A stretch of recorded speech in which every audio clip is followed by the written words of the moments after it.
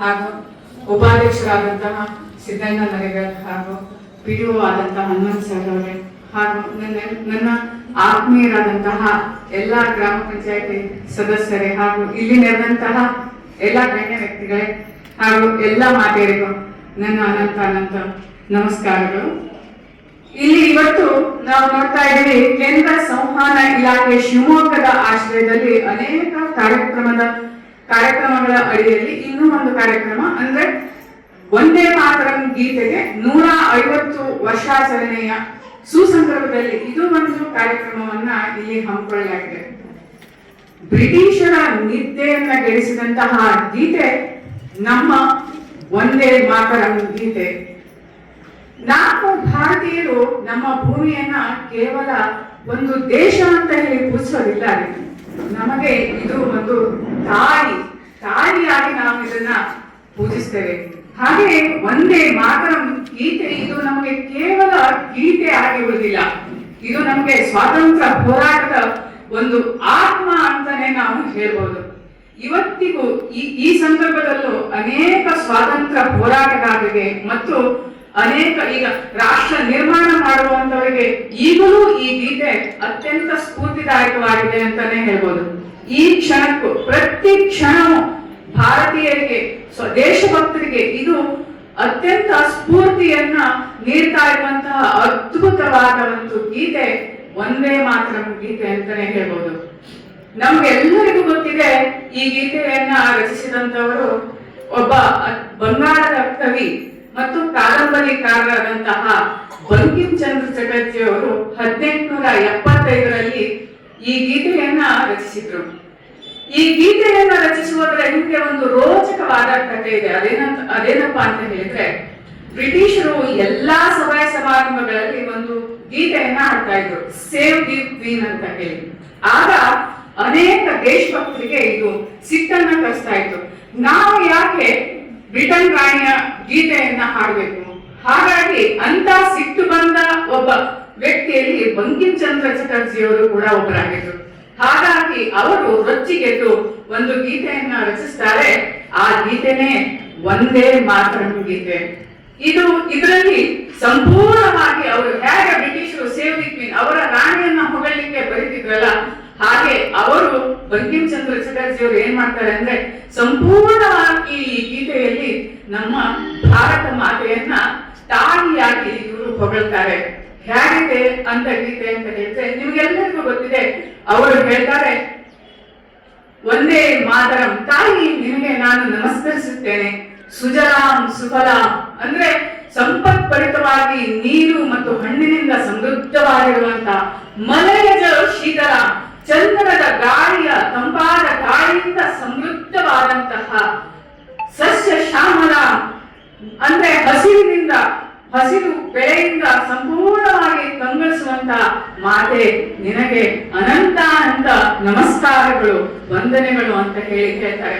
ಹಾಗೆ ಮುಂದೆ ಹೋಗ್ತಾ ಹೇಳ್ತಾರೆ, ಕೋಟಿ ಕೋಟಿ ಕಂಠ ಕಲಕಲ ನಿನಾದ ಕರಾಲೆ, ಕೋಟಿ ಕೋಟಿ ಭುಜೈಕೃತ ಕರ ವಾಲೆ, ಅಬಲೆ ಕೇನ ಮಾತೆ ತೂಹಿ ಭಲೆ, ಬಹುಬಲಧಾರಿಣಿ ತ್ರಿಭುವನಧಾರಿಣಿ ಮಾತರಂ ವಂದೇ ಮಾತರಂ ಅಂತ ಹೇಳ್ತಾರೆ. ಅಂದ್ರೆ ತಾಯಿ ನೀನು ಅಬಲೆ ಅಲ್ಲ. ಯಾಕೆಂತ ಹೇಳಿದ್ರೆ ಕೋಟಿ ಕೋಟಿ ಕಂಠದಿಂದ ನಮ್ಮಂತಹ ದೇಶಭಕ್ತರು ನಿನ್ನ ಗುಣಗಾನವನ್ನ ಇವತ್ತು ಮಾಡ್ತಾ ಇದ್ದೀವಿ. ಕೋಟಿ ಕೋಟಿ ಭುಜದಿಂದ ಕತ್ತಿಯನ್ನ ಹಿಡ್ಕೊಂಡು ನಿನ್ನ ರಕ್ಷಣೆಗಾಗಿ ನಾವು ಇವತ್ತು ಸಿದ್ಧರಾಗಿ ನಿಂತಿದ್ದೀವಿ. ಅಂತದ್ರಲ್ಲಿ ನೀನು ಹೇಗೆ ಅಬಲೆ ಆಗಲಿಕ್ಕೆ ಸಾಧ್ಯ? ಖಂಡಿತವಾಗ್ಲೂ ನೀನು ಅಬಲೆ ಅಲ್ಲ.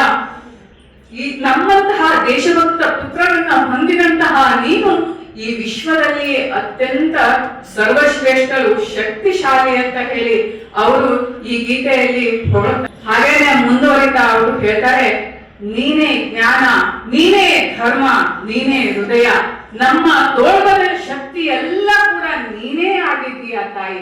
ಅಷ್ಟೇ ಅಲ್ಲದೆ ನೀನೇ ಕಾಳಿಯ ರೂಪದಲ್ಲಿ ಎಲ್ಲರನ್ನ ಲಯ ಸಂಹಾರವನ್ನ ಮಾಡುವಂತ ಕಾಳಿ ಕೂಡ ನೀನೆ, ಸಂಪತ್ತನ್ನ ಕೊಡುವಂತಹ ಲಕ್ಷ್ಮಿ ಕೂಡ ನೀನೆ, ವಾಕ್ಚಾತುರ್ಯವನ್ನ ಕೊಡುವಂತಹ ಸರಸ್ವತಿ ಕೂಡ ನೀನೇ ಆಗಿದ್ದೀಯ. ಎಲ್ಲ ಮಂದಿರಗಳಲ್ಲಿ ಪೂಜಿಸಲ್ಪಡುವಂತಹ ತಾಯಿ ಕೂಡ ನೀನೇ ಆಗಿದ್ದೀಯ. ಈ ತಾಯಿಯನ್ನ, ಭಾರತ ಮಾತೆಯನ್ನ ಹಾಡಿ ಹೊಗಳ್ತಾರೆ. ಅಷ್ಟೇ ಅಲ್ಲದೆ ಈ ವಂದೇ ಮಾತರಂ ಗೀತೆ ಈಗಲೂ ಕೂಡ ಅನೇಕ ದೇಶಭಕ್ತರಿಗೆ ತ್ಯಾಗ, ಬಲಿದಾನ, ಶೌರ್ಯ, ಧೈರ್ಯವನ್ನ ಕೊಡುವಂತಹ ಅದ್ಭುತವಾದ ಗೀತೆ. ಇದು ನಮಗೆ ದೊರಕದ್ದು ಭಾರತೀಯರಾದ ನಮ್ಮೆಲ್ಲರ ಪುಣ್ಯ ಅಂತಾನೆ ನಾವು ಹೇಳ್ಬಹುದು. ಇವತ್ತು ನಾವು ಓದ್ತೀವಿ ಇತಿಹಾಸ ಪುಟದಲ್ಲಿ ನಮಗೆ ಅಹಿಂಸಾ ಮಾರ್ಗವಾಗಿ ಸ್ವಾತಂತ್ರ್ಯ ಸಿಕ್ತು ಅಂತ ಹೇಳಿ. ಆದ್ರೆ ಬ್ರಿಟಿಷರು ಯಾವತ್ತೂ ಇದನ್ನ ಹೇಳೋದಿಲ್ಲ. ನಾವು ಅಹಿಂಸಾ ಮಾರ್ಗಕ್ಕೆ ನಿಮಗೆ ಸ್ವಾತಂತ್ರ್ಯವನ್ನ ಕೊಟ್ವಿ ಅಂತ ಖಂಡಿತವಾಗ್ಲೂ ಅವ್ರು ಹೇಳೋದಿಲ್ಲ. ಅವರು ಸರಿಯಾದ ಲೆಕ್ಕವನ್ನೇ ನಮಗೆ ಕೊಡ್ತಾರೆ.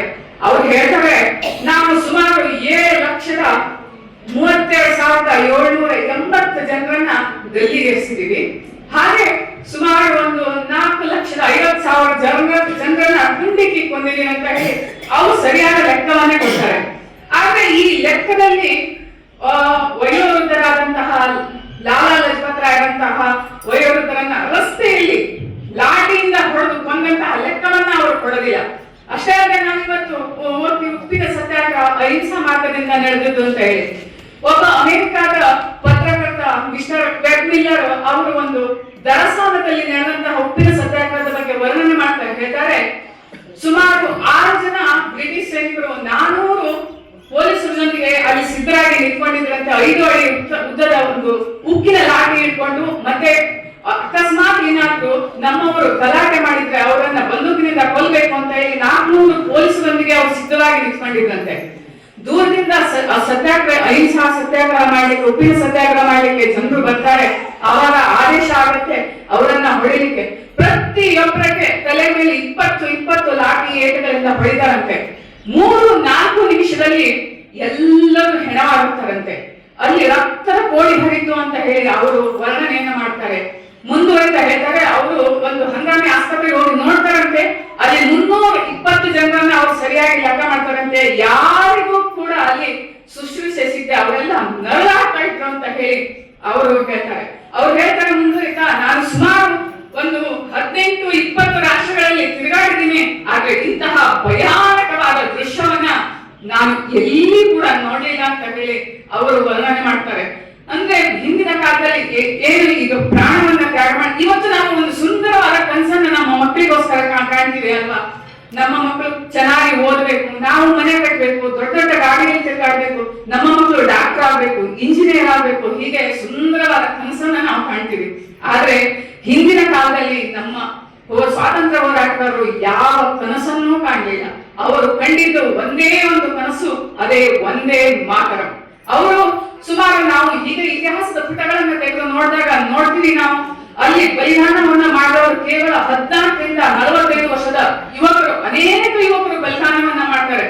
ಅದರಲ್ಲಿ ಅನೇಕರು ಅಂದ್ರೆ ಭಗತ್ ಸಿಂಗ್, ರಾಜ್ಗುರು, ಸುಖದೇವ್, ಚಂದ್ರಶೇಖರ್ ಆಜಾದ್ ಇಂತಹ ಪುಣ್ಯಾತ್ಮರು ಯಾರು ಮದುವೆಯನ್ನೇ ಆಗ್ಲಿಲ್ಲ. ಅವರು ಅನೇಕರು ಭೂಗತವಾಗಿಯೇ ಸ್ವಾತಂತ್ರ್ಯ ಹೋರಾಟವನ್ನ ಮಾಡ್ತಾ ಇದ್ರು.